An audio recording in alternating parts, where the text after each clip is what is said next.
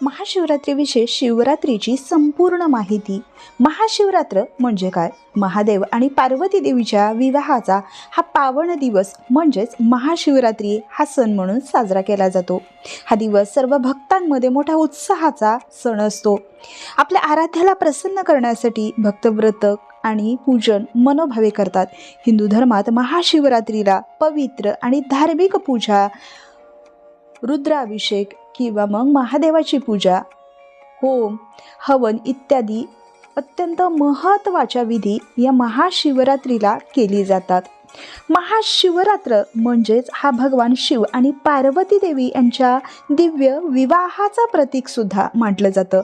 असं म्हटलं जातं की देवी पार्वतीने उपवास करून भगवान शिव यांचं मन जिंकून त्यांच्याशी विवाह केला होता. म्हणून महाशिवरात्री दिवशी भगवान शिवाची यथासांग पूजा करतात.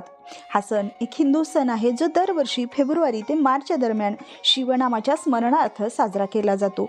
हिंदू दिनदर्शिकेनुसार फाल्गुन महिन्याच्या पूर्वार्धामध्ये हा सण साजरा केला जातो.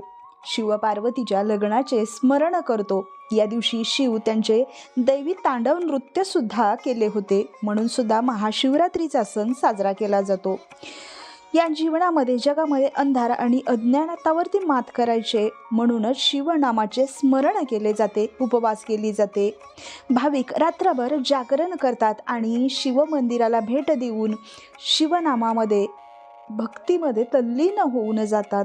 तर शिवरात्रीची नेमकी कथा काय आहे हे आता आपण जाणून घेणार आहोत. आख्यायिकेनुसार अनेक कथा महाशिवरात्रीच्या सांगितल्या जातात, पण शिवपार्वती विवाह हा शिवपुराणानुसार माता पार्वतीने महादेवाला पती म्हणून मिळवण्यासाठी कठोर तपश्चर्या केली होती. म्हणूनच फाल्गुन कृष्ण चतुर्दशीला महादेव पार्वती विवाह बंधनात अडकले, म्हणून ही रात्र महाशिवरात्री म्हणून साजरी केली जाते. दुसऱ्या एका कथेनुसार समुद्र मंथन आणि नीलकंठ हे नाव महादेवाला कसे पडले, तर समुद्र मंथनातून निघालेले जे हलाहल विष होते सृष्टीच्या रक्षणासाठी महादेवानी ते स्वतः प्राशन केले आणि या विषयाच्या उष्णतेमुळे महादेवाच्या अंगाची दाह होऊ लागली. त्यावेळी सर्व देवांनी महादेवांना बरे वाटावे म्हणून रात्रभर गायन आणि नृत्याची व्यवस्था केली, ज्यामुळे महादेवांना शांतता मिळाली. म्हणूनच महाशिवरात्रीच्या दिवशी महादेवासमोर नृत्य आणि गायन केले जाते, कारण रात्रभर जी अंगाची दाह होत होती तर त्या दाहापासून सुटका मिळवण्यासाठी सर्व देवांनी नृत्याची आणि गायनाची व्यवस्था केली होती. त्याचप्रमाणे तिसरी कथा सांगितली जाते की शिवाचे तांडव, ज्या रात्री शिवाने हे तांडव नृत्य केले आणि सृष्टीला वाचवण्यासाठी जागले, ती रात्र म्हणजेच महाशिवरात्रीची रात्र. चौथ्या कथेनुसार व्याधाची कथा सांगितली जाते की एका पौराणिक कथेनुसार अनावधानाने एका शिकाऱ्याने महाशिवरात्रीच्या दिवशी शिवलिंगावरती बेलाची पाने वाहिली आणि रात्रभर जागा राहिला.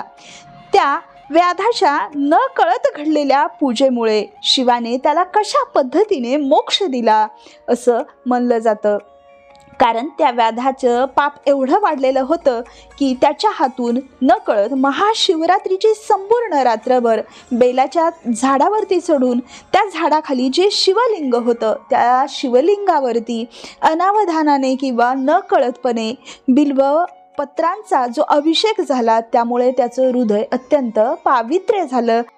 तो ज्या झाडावरती बसलेला होता त्या नदीच्या तीरावरतीच एक महादेवाचं सुंदर असं मंदिर होतं. महाशिवरात्रीचा दिवस असल्यामुळे महादेवाच्या मंदिरामध्ये अत्यंत भक्तिभावाने महादेवाचा जयघोष सुरू होता.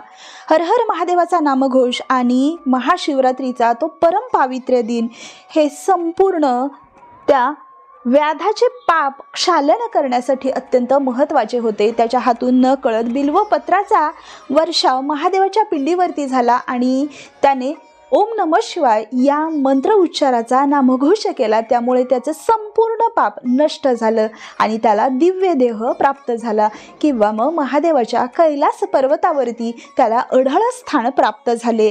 त्यामुळेच महाशिवरात्रीच्या दिवशी महादेवाच्या पूजेला अत्यंत मानाचे स्थान आहे, कारण या एका उपवासामध्ये किंवा मग पूजनाने मनुष्यातील किंवा जीवनातील प्रत्येक पापाचे क्षालन होते आणि तो यथोचित कैलास पर्वतावरती स्थान मिळते. म्हणूनच महाशिवरात्रीची ही अत्यंत पवित्र अशी पूजा केली जाते आणि ही कथासुद्धा वाचली जाते.